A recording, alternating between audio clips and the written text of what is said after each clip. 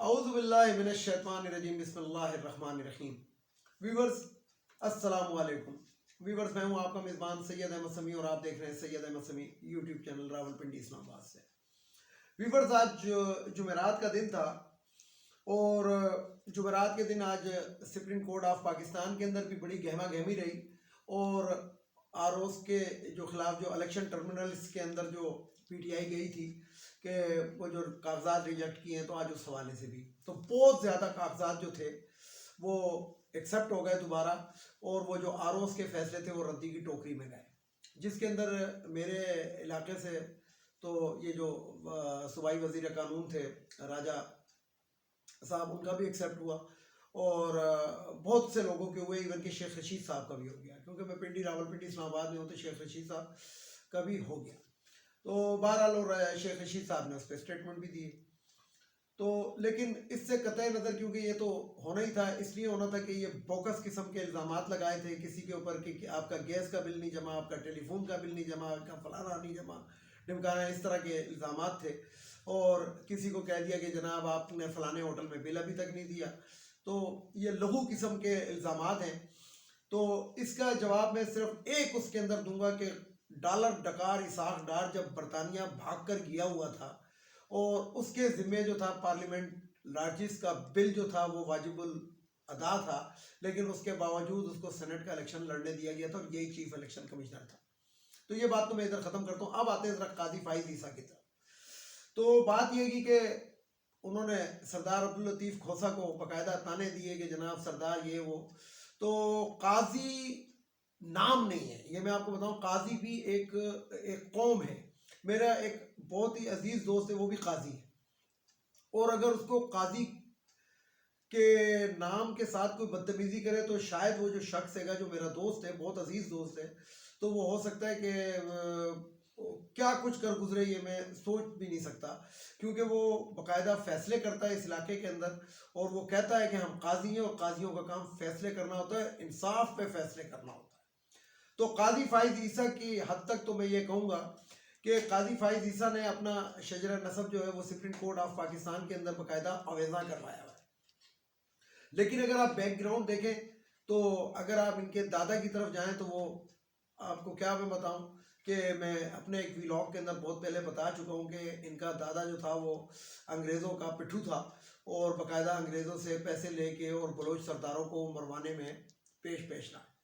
تو سردار کی اور قاضی کی جنگ جو ہے یہ اس وقت سے چل رہی ہے جب ان کا دادا جو قاضی تھا اور وہ بلوچ سرداروں کو جو سردار تھے ان کو پکڑوا کے انگریزوں سے مرواتا تھا اور ان کی انفارمیشن دیتا تھا۔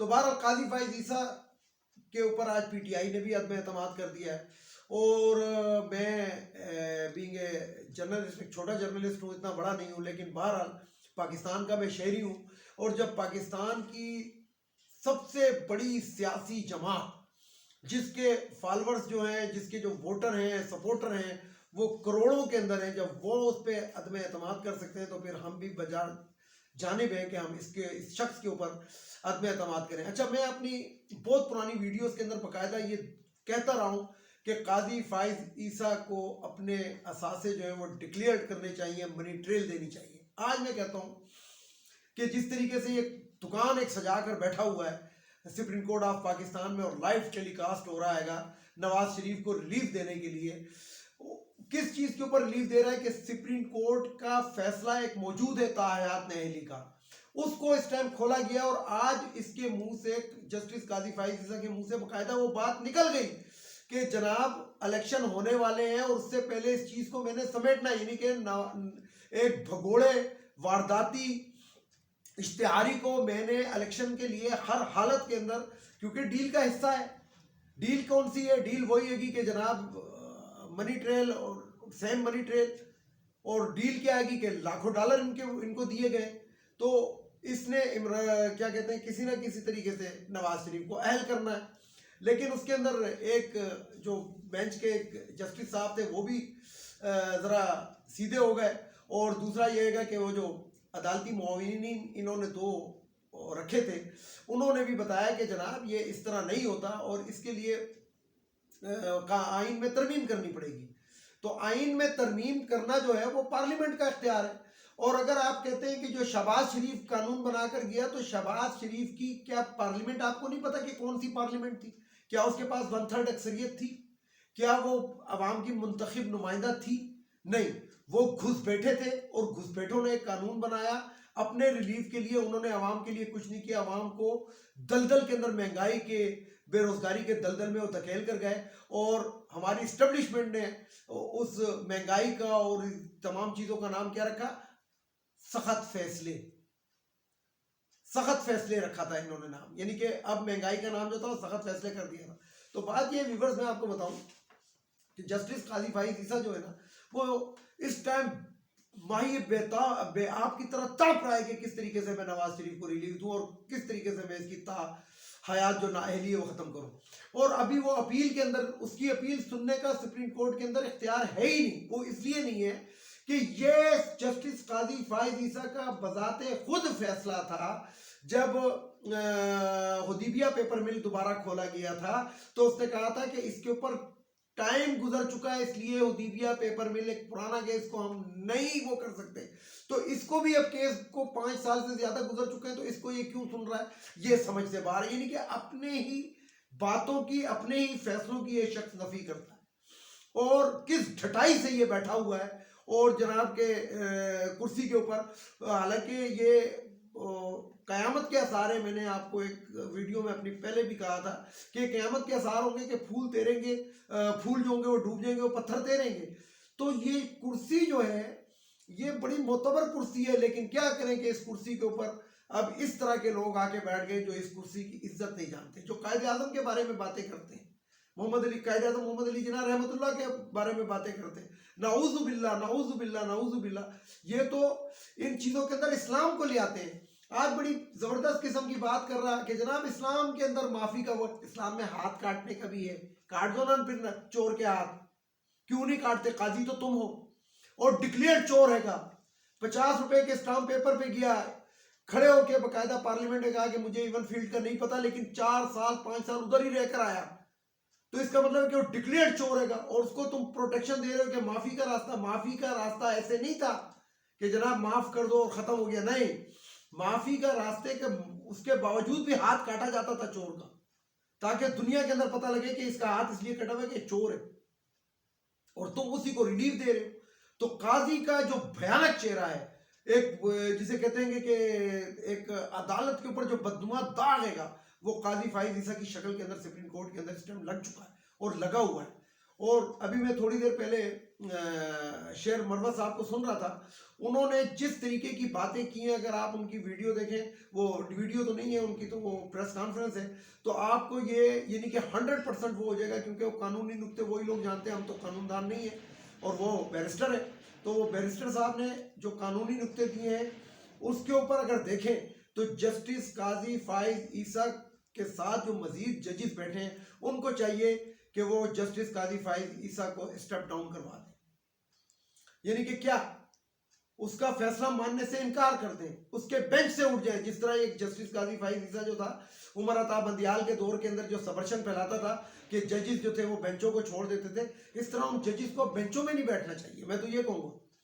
اور کیونکہ اپنی ساکھ بچائیں، ان کا ایک لمبا کیریئر پڑا ہوا ہے. یہ تو 6-7 مہینے کے لیے ہے اور اسی لیے نومبر میں اس کا ٹائم ختم ہو جائے گا. اور یہ اسی لیے اس کے تاولے ہوئے پڑے تھے. یاد کریں کہ جب یہ شہباز شریف، ڈرامہ باز شریف جو حکومت کر رہا تھا، وزیر اعظم بنا تھا گھس بیٹھا، تو وہ گھس بیٹھا کہتا تھا کہ جناب اس چیز کو اتنا طول دے کے لے جائیں کہ جسٹس قاضی فائز چیف جسٹس بن جائے. اور اسی کا تواتر یہ ہے کہ یہ الیکشن لیٹ کیے گئے.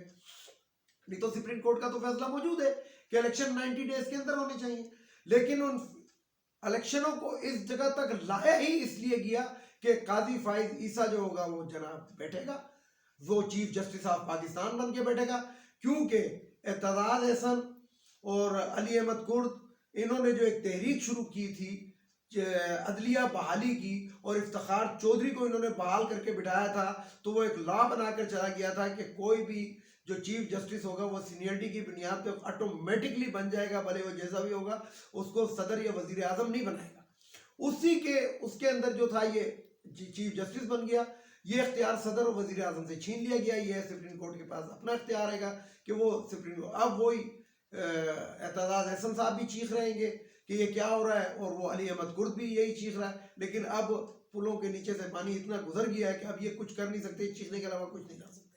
تو بات یہ ہے کہ ویورز کے کل کی تاریخ جو ہوگی, کل یعنی جمعے کا دن ہوگا. ویسے تو آج سے پہلے جمعے کے دن جو تھے, جمعے کے جو بھی فیصلے آتے تھے وہ نون لیگ پہ بجلی بن کے گرتے تھے, لیکن شاید جسٹس قاضی فائز عیسیٰ اس تاریخ کو بھی بدلنا چاہتا ہے اور کل جمعے کا دن ہے اور کل اس پہ فیصلہ دینا ہے, کیونکہ نواز شریف کے جو بارے میں جو عدالت کے اندر جو فیصلے چل رہے ہیں اور ہیرنگ چل رہی ہے وہ تھوک کے حساب سے چل رہی ہے, لیکن پی ٹی آئی کے لیے ہیرنگ کا ابھی تک ان کے پاس ٹائم نہیں ہے, کیونکہ وہ جائز کیس ہوگا اور اس کا فیصلہ ہو جائے گا تو وہ فیصلہ دینا نہیں چاہتے. تو دیکھیں جناب کل کیا ہوتا ہے. تو پاکستان کے اندر جو ہے ایک اور بھیانک دن آنے والا ہے کل, کہ جس دن جو ہوگی بساط لپیٹ دی جائے گی اور حق و انصاف کی, اور ایک جسے کہتے ہیں بھگوڑے کو, نااہل کو, اور چور کو, ڈاکو کو, ڈکیت کو, اشتہاری کو, مفرور کو کل supreme court of Pakistan justice قاضی فائز عیسیٰ کی قیادت کے اندر کلین چٹ دے دے گا. اجازت چاہتا ہوں آپ لوگوں سے, چینل کو لائک کریں, سبسکرائب کریں, بیل آئیکن کے بٹن کو ضرور دبائیں تاکہ میری نیکسٹ ویڈیو آپ کو مل سکے. دوسرا یہ کہ کمنٹس دیا کریں تاکہ ہماری بھی حوصلہ افزائی ہو. اجازت چاہتا ہوں, اللہ حافظ.